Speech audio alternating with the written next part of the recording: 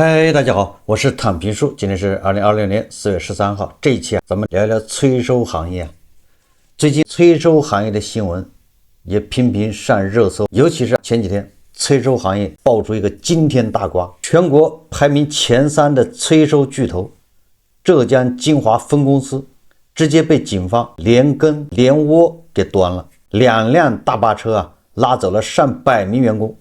辦公設備全部被查封。那個場景非常壯觀，就像抄家一樣。曾經風光無限的大公司這一夜之間就被貼上了封條，淪為了空樓。無數普通人被坑的是苦不堪言。這個出事的是深圳萬城聯合投資金華分公司。這家公司在業內那可不是什麼小作坊，很有可能你不知道，那是因為你沒有參與這行業，或者你沒有去借款欠款被人催收過。這個深圳萬城聯合是2008年成立，全國開了上百家分公司，員工破萬，規模是非常大的，常年和各大國有銀行合作，年回款額高達幾百億，在催收行業裡面妥妥的頭部大佬。這家公司對外一直是打着合規經營、銀行合作的旗號，包裝的是無比正規。可是誰也沒想到，在光鮮外表之下，全是見不得光的勾當。那這個事情是怎麼引爆的呢？怎麼就警方上門把一家公司連鍋端了呢？其實引爆這個炸彈的導火索特別小，簡直就是個意外，小到一開始都沒人當回事。萬城金華分公司的幾個催收員跑到盤安縣去找一個債務人，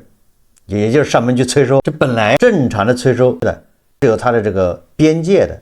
是有法律要求的，你不能亂來。但是這幾個催收的人因為個人素質或者是平常的作風，他來催收給人施壓，讓別人還錢，在他們的眼裡那是本職工作。這幫人平時太囂張或者囂張慣了，囂張到了無法無天。他們是怎麼去催收的呢？這個催收的人跑到債務人的單位，當着同事的面破口大罵，語言極其粗俗，甚至半夜3更凌晨2、3點不停地給這個債務人全家去打電話發短信，甚至威脅要去債務人父母家裡去鬧，要影響他們的工作，讓他們也丟飯碗。這個債務人一般的到這一步他都是走投無路，要麼就是生意失敗，要麼或者其他的原因，他肯定是沒有錢，兜比臉還乾淨，本身就已經很焦慮，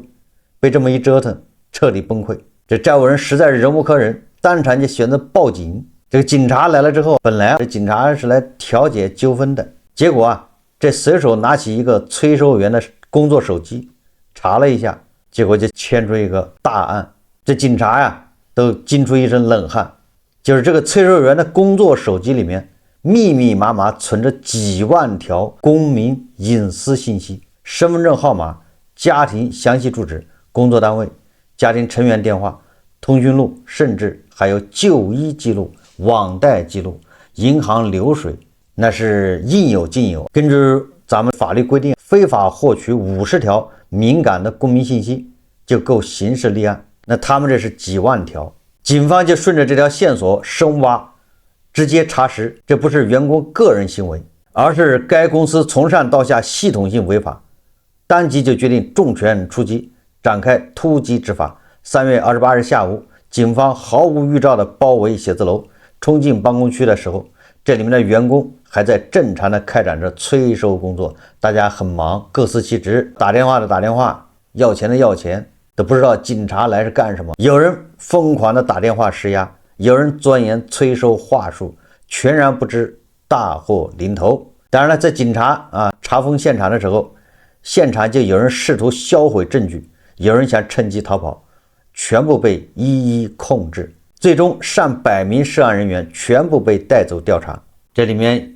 那很多都是普通員工，公司所有的電腦服務器工作資料全部被查封扣押。至此，這一家運營6年的巨頭分公司瞬間就轟然倒塌。關鍵最諷刺的是，這家公司它一直標榜自己是行業合規標杆，辦公室掛滿誠信的標語，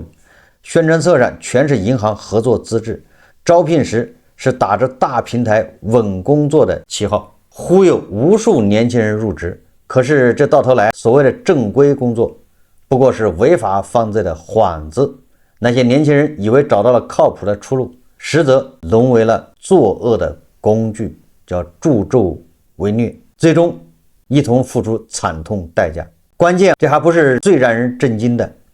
警方後續公布的調查結果，每一條都在刺痛普通人的神經。第一個是涉嫌非法獲取公民個人信息罪，現場查獲的公民隱私信息高達10萬條以上。什麼概念啊？每一條就是一個家庭，後面對應着無數的同学、朋友、老師、同事，你的姓名、電話、身份證、住址，甚至你的健康狀況、經濟狀況，全部被他們掌握在手裡。而他們用这些信息做什麼呢？用來精準催收，用來恐嚇、威脅，甚至用來買賣牟利。這些信息它可以倒賣。第二個，涉嫌軟暴力、寻衅滋事，警方查實的違規催收案件就有120多起。他們的手段比大家想象的更惡毒。他們白天打，晚上打，凌晨還打给你，打给你父母，打给你的配偶，打给你的領導同事，不停地發送侮辱性信息，P圖造謠上門堵人，在小區貼大字報，去單位鬧事，想盡辦法讓你社死，讓你崩潰，讓你被逼還錢。他們嘴上喊着合法合規，幹的全是逼良為娼的勾當，逼得有人失業，有人家庭破裂，有人甚至患上了抑鬱症，甚至有人因為不堪其擾走上絕路。第三個是嚴重違規經營，國家法律早就明文規定 M1、M2 階段的逾期業務，也就是銀行早期的催收業務是不准外包給第三方的，要催你們銀行自己催。但是他們卻頂風作案，偷偷承接了大量銀行的早期逾期催收業務，而且他们還違規把業務層層轉包給各種黑中介、小公司，一層一層抽水，最後壓力全在一線催收員身上。為了拿到提成，他們什麼缺德事都敢幹。這更諷刺的是，這事情爆出來之後，在萬乘總部第一反應，這是他分公司浙江分公司被端掉了。萬乘公司的總部的第一反應不是道歉，不是擔責，不是積極配合調查，而是火速切割。他們對外發布聲明說，金華分公司已經停業整頓，此事與總部無關。他們的客戶電話直接就變成了無人接聽，或者說沒有金華分公司的聯繫方式，查不到相關信息，仿佛這一家在金華運營了整整6年，擁有幾百名員工的巨頭分公司從來就沒存在過一樣，也就是出了事不承認，跟自己沒關係。那些曾經跟他們合作的銀行也是紛紛撇清關係，說早已終止了與萬乘金華分公司的合作，只是普通的業務外包合作，對具體情況並不知情。實際上，這麼大規模的業務在那幹了6年，幾百人在那打電話，這麼明顯的違規操作，這麼多起投訴，銀行真的能置身事外嗎？說是為了回款，為了利益，他們選擇了睜一隻眼閉一隻眼，只要能夠把這個錢拿回來，不管底下用什麼手段都行。那這件事給所有人敲響了警鐘，永遠不要迷信所謂的大公司強背書，永遠不要被光鮮的外表給蒙蔽了雙眼。這很多看似正規的巨頭背地裡全幹着違法的勾當。說到催收，實際上最近關於催收這個新聞非常多。前2天紅星資本竹4月10號有篇報道說，國內昔日最大的催收公司，剛才是全國排第3的萬乘聯合，那催收的大哥是誰呢？湖南永雄資產管理集團，如今自己被人催債，也就是催收公司自己被人催債。你說這不叫黑色幽默嗎？2020年3月10號，已經更名為湖南永雄裕邦智能科技有限公司的永雄集團，因未償還貸款，被長沙銀行、金城支行起訴，要求立即償還拖欠金城支行借款本金與利息、罰息、福利共計3472萬餘元。半個月後，3月23日，永雄創始人譚曼也將自家公司告上法庭，要求償還1587萬元借款。隨附的一則欠款證明顯示，公司已確認無力償還。也就是說，全國最大的催收巨頭永雄不僅欠銀行錢，還欠老板的錢。連老板都欠了1600萬。你說這是什麼一個世界？這是什麼一個行當？3月24日，宏鑫資本局致電永雄集團相關負責人表示，得知這2起訴訟均以公司公告為準，但宏鑫資本局追問為何創始人大股東譚曼也起訴了公司時，對方表示這是他個人隱私，公司不便回應。去年12月7號，永雄集團曾發布聲明称，為歸還長沙銀行到期貸款及個人借款，支付公司及員工維權善後等相關費用，擬以7000萬元價格同步對名下位於長沙新城科技園1期7棟房產進行公開變賣處置。所变卖的房產位於湖南長沙高新區岳麓西大道588號新城科技園1期7棟，該寫字樓共11層，房屋總建築面積 1.27 萬平方米。媒體報道，永雄鼎盛時期有400餘名催收員工在此辦公，就在這個寫字樓裡面就有400名員工。現在永雄他把自己这個總部寫字樓要拍賣掉，拿錢去還款。3天後，永雄集團再次公告決定降價1000元，就是7000萬賣不掉，那就6000萬賣，虧本處理。集團公司總部大樓自救求生。2025年12月4日，永雄集團還公告，創始人譚曼位於湖南娄底新化縣城的另一處資產新化渭城酒店管理有限公司，也擬以6000萬元底價被進行整體拍賣處置。宏鑫新聞早前報道，記者曾探訪渭城綜合商業大樓內部，發現其設置了催收人員工作辦公室樓層、催收員工宿舍樓層，就是一個大樓裡面宿舍，下面是辦公室，這個很多員工坐在裡面催收，以及專門私人宴會接待室、接待樓層接待層裝修奢華且氛圍私密。據中國新聞週刊，長沙當地一位資深房地產拍賣業務員說，即便是直降1000萬元，永雄集团的這棟樓可能也不太好賣。目前市場幾乎沒有什麼對其感興趣的客戶。一方面，這套寫字樓位置在科技園區，屬於工業性質的寫字樓，賣不上價。目前該樓很大一部分也是永雄集團自身辦公需求。另一方面，永雄集团不良可悲，在一定程度上影響了接盤人的決策。從該從業人員說道，公開資料顯示，永雄集團成立於2014年，前身為湖南豫邦律師事務所。公開資料顯示，永雄集團以銀行信用卡逾期催收服務為主，小額不良消費貸款催收服務為輔，還涉及民間借貸催收服務。風生水起之時，永雄集團號稱國內最大的催收公司，甚至在2019年向美國紐交所遞交招股說明書，欲衝擊中國催收第一股。你看看，差點在美股上市，割美國人的韭菜。招股書顯示，2016年到2018年，其營收4.36億元，增至7.58億元，淨利潤同步從9765萬元攀升至1.24億元。截至2019年9月30日，公司員工超過1萬人，且95%為催收專員，在催逾期貸款總額，就是正在催的這個業務有446億元。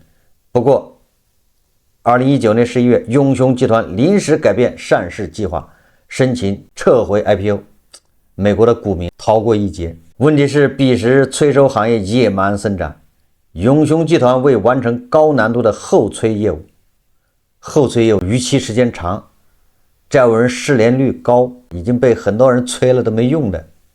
就是死豬不怕開水燙的那種。因為風浪越大魚越貴，越難催的佣金越高，以獲取高額佣金不斷。那你這種人你怎麼催？那就用非常手段，是不是？非常手段那就會挑戰法律紅線，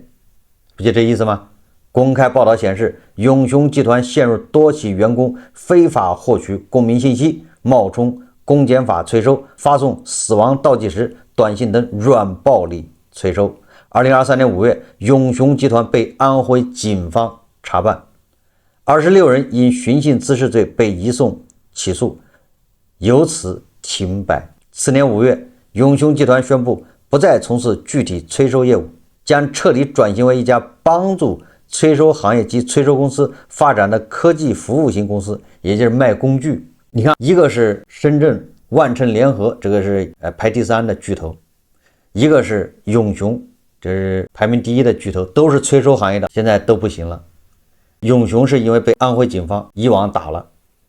到现在没恢复元气。前2天万城联合这个老三，他的浙江分公司也被一网打尽。那这次恐怕对万城联合也是一樣的。這2個案例都是頭部催收公司，員工都是上萬人的，為什麼都一樣的下場？所以我們今天聊的就是催收行業。我對催收沒有什麼好感，但是我們要客觀公正的評價這個事情。任何事情都有它的規範，都有它的法律底線。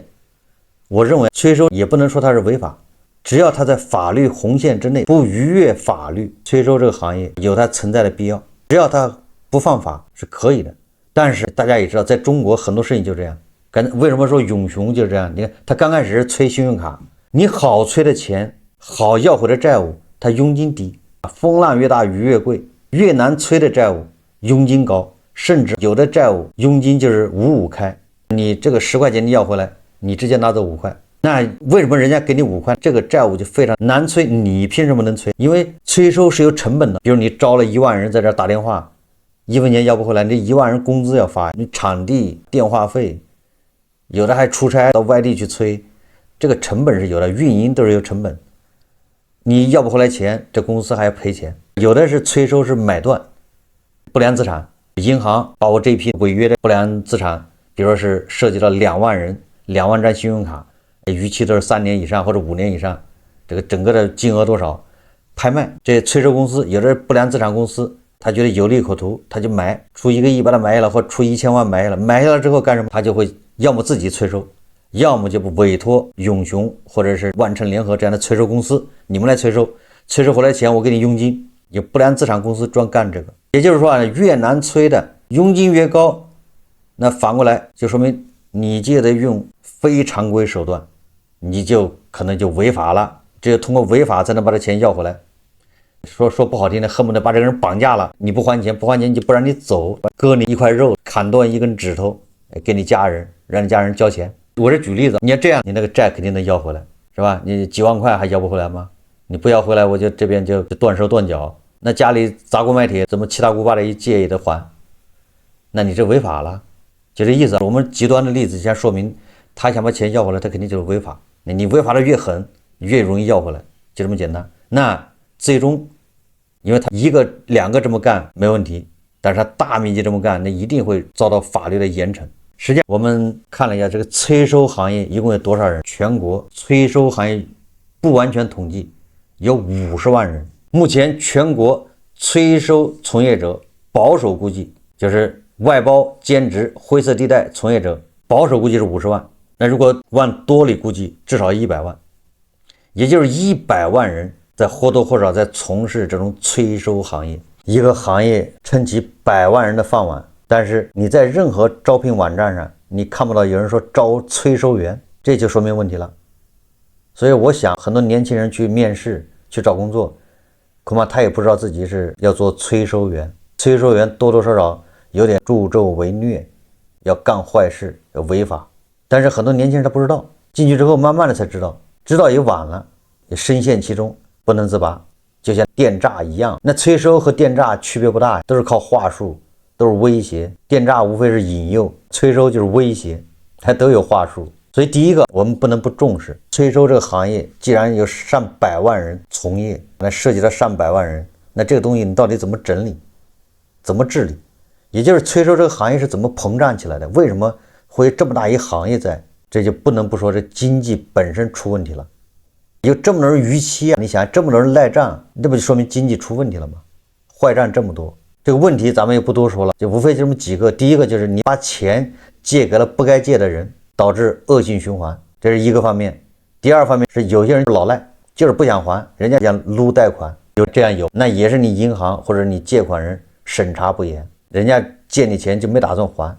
憑本事借的錢憑什麼要還？還有一些人是更多的人，反正我們前面兩種都是什麼？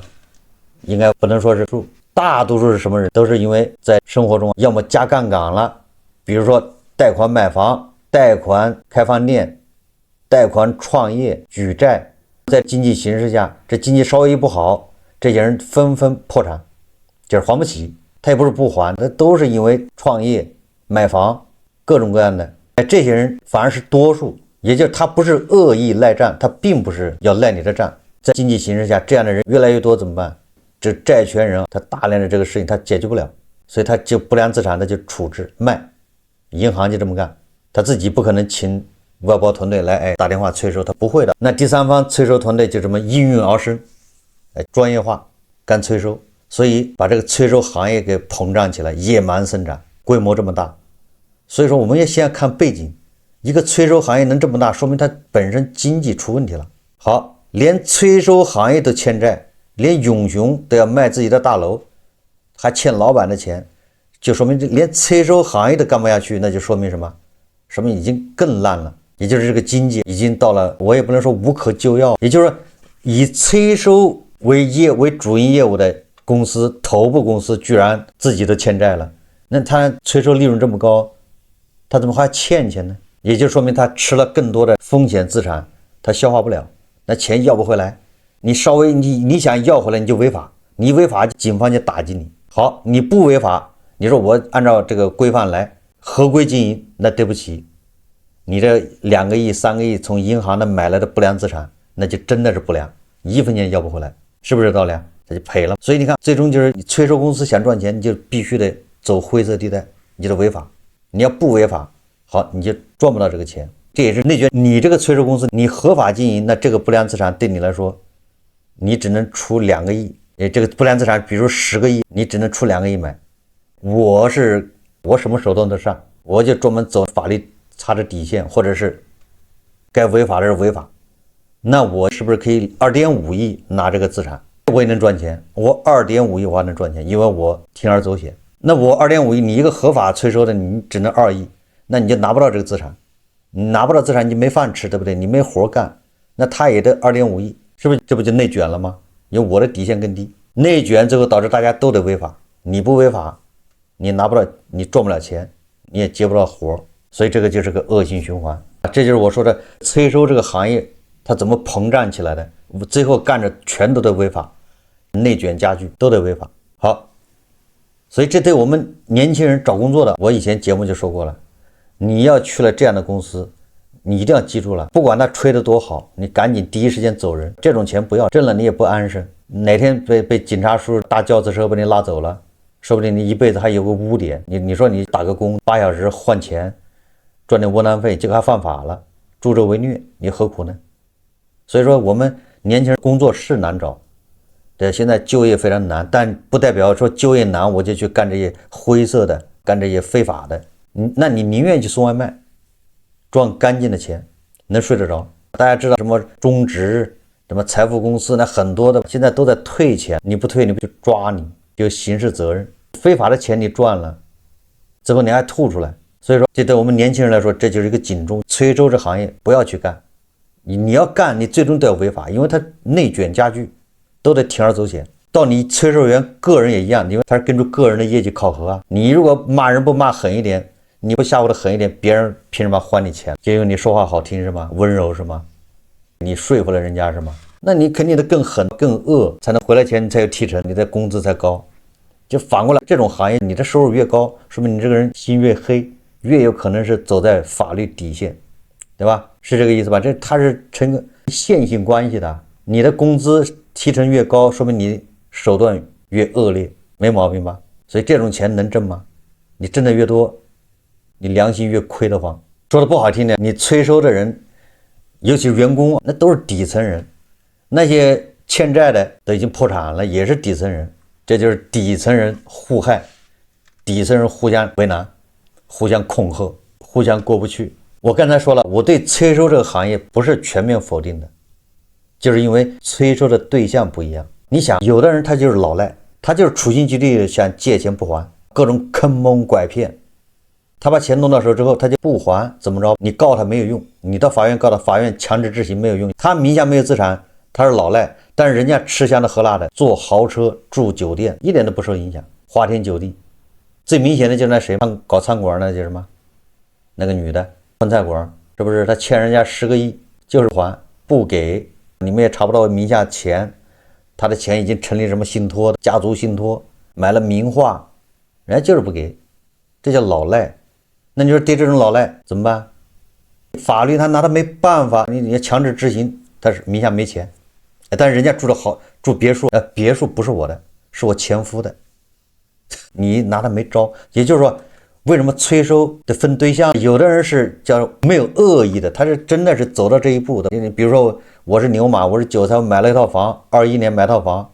本來我正上班，對不對？每個月按月還按揭貸款挺好的，結果被裁員了，沒收入了，這房子還不上，我也不願意把房子就沒了，銀行把我這就處理了，銀行催收。我是舉例子，讓我就導信用卡，我導了信用卡來還，這個信用卡逾期就去借，這種人，那你說你賴誰，對不對？如果你要對他進行違法催收，這種就顯得有點過了。他不是惡意的說抵賴錢賴賬，但是有惡意的賴賬，對不對？他有錢他就是不還的，多了去了。這種人老賴裡面大部分都是這種人。那麼催收行業有人有他細分的賽道，有人就專門幹這事，專門治老賴的，是吧？什麼跟蹤，什麼竊聽，收集他的各種高消費的證據，你哪個手段多多少少都要違法。但是你想對這些人，你不通過這手段，你治不了他，你交到法院，法院執行局根本就不管。執行局你一立案，執行局就在他名下，在法院一個系統，跟銀行、跟房地產、不動產中心都是聯網的，他可以直接查你名下登記的車子、房子還有存款，法院一查就查到。你名下只要沒這東西，法院就拜拜，這個案子就結束了，擱在那兒，6個月以後自動終止執行，案子就結案了，管你1毛錢沒要回來，他也不管了。這就是你要通過法院執行，就這樣。但是這個人實際上他花天酒地，有的是錢，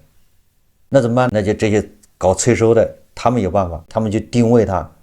抓他的證據，把這些證據拿到手之後，把這證據再提交給法院，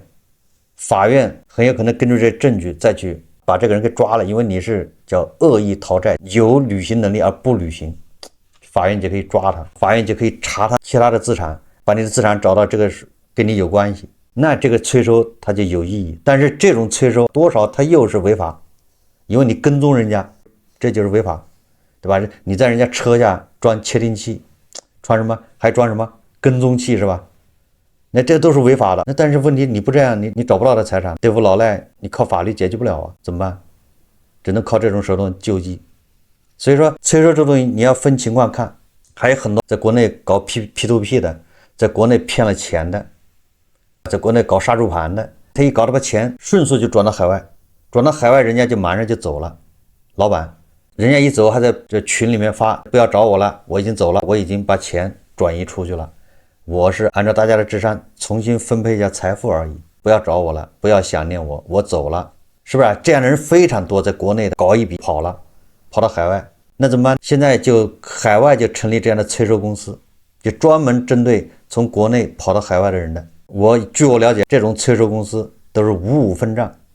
就是100萬要回來，他拿走50萬，那人家就採取這些手段。很多跑到海外的人，他就通過蛛絲馬跡，人家真能找到你住在什麼地方。你不要以為你人間蒸發消失，人家反正人家都有辦法把你查到，你在迪拜還是在加拿大還是在悉尼，查到之後，人家就有手段就跟你要錢，在你孩子的學校門口舉那個橫幅拉橫幅。你想想，這很多逃到海外的人，他以為自己人不知鬼不覺，對不對？突然在自己小孩學校門口有人拉橫幅說歡迎誰，人一看你就知道出事了，被仇家盯上了。本來想歲月靜好，你也靜好不了了。人家不用威脅你恐嚇你，人家在國外你恐嚇也要坐牢，人家不恐嚇你，人家在那拉個橫幅歡迎誰誰誰，那你看你怎麼着吧？債主來了，就這麼組織，債主來了。人家把你地址查到之後，讓國內的債主過去，人家是這叫民事糾紛，人家確實欠錢，國內把國內債主組織幾個人過去，在你們家樓下舉橫幅，人家當地警察來了，人家一看確實你們有糾紛，你本來很多人拿了錢到海外是想圖個清靜是吧？想歲月靜好，結果你的債主都找上門了，你怎麼辦？那只好連夜再搬家，對不对？反正人家也不能綁架你，对不对？他连夜再搬家沒關係，人家還查，你走到哪裡人家就查到哪裡，跟着你後面。不堪其擾，這個沒辦法，只好拿錢出來，人家催收公司就賺一半。在海外很多人這麼幹的，比如開餐館，他的財產2幅名畫，他是怎麼被人抓到的呢？你以為真的是法院查的嗎？警方查的嗎？不是，那些線索都是催收公司查到的，再交到法院，由法院去。催收公司查到这個線索之後，他自己去直接要，那是犯法，勒索，对吧？那也不行。所以他抓到这關鍵線索之後，關鍵證據、關鍵線索查到之後，催收公司再把它交給這個受害人，或者再交給法院再去，那沒辦法，法院就跟着這個線索把你資產一扣，因為證據確鑿。所以說現在很多在國內的老賴，就是這種真正的老賴，在國內坑了很多人的錢，騙錢，想跑到海外的也不容易，因為人家有這樣的專門幹這一行的，他不也是催收嗎？所以我說对催收这個，雖然本能大家都覺得這個不太好，是吧？就像黑社會或者像封建社會過去舊社會一樣的放高利貸的這種形象，但是在當前市場經濟下，我們也得就事論事，催收看你催的是誰，催的是什麼錢。對那些惡意逃廢債的，明明還有錢的這些人要催沒毛病，但是對那些真的是窮的叮當響，就是越努力越慘的這種人，你催他只能造成悲劇，因為他確實沒錢，他也不是故意要借錢不還，他就是越努力越慘，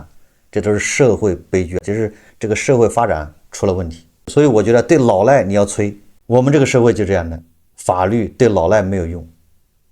但是對那些叫我本善良的老實人，越努力越慘的這些老實人最管用。所以說這本身這就是法律出了問題，你只有這些出了問題的時候，才會有叫社會化的力量出來，才會有催收公司。沒有辦法，因為你法律解決不了嘛，只能私力救濟。所以我說催收這行業本身就說明這個經濟發展出了問題，畸形，法律法治社會離我們還很遠，所有的一切規則都是為老實人制定的，真正老賴你拿他沒辦法，因為老賴他研究法律，他就鑽法律的空子。所以我以前做好多期節目講到這個，你要如果借了錢高利貸你就別還了，高利貸那你沒錢我就不還，告狀你就告吧，這某種程度上也是鑽法律的空子，這是法不責眾，沒法告，他沒法審，審了之後你也沒錢，法律就算了。尤其那些高利貸20%幾的利息的，你借來借去也是砍頭息，也是這個那個的，你借1萬恨不得到手只有4000，你越還你的債還越多，你這種你趕緊就別還了，讓他你愛告不告，你告去非法催收你就報警。所以說來說去，歸根結底還是一個是經濟出問題了，另外一個就是法治不彰，就法律它解決不了問題，一種无力感。那像這種情況以後會越來越嚴重，不會輕，只會越來越重，因為越來越多的人會陷入債務泥潭，這是沒有辦法的事。好，一個永雄倒下去，一個萬城聯合倒下去，會有多少個催收公司再起來，形成惡性循環。好，這期節目咱們就聊到這裡，感謝大家收看。如果喜歡我的節目，歡迎訂閱轉發，也可以在下方留言評論，謝謝大家。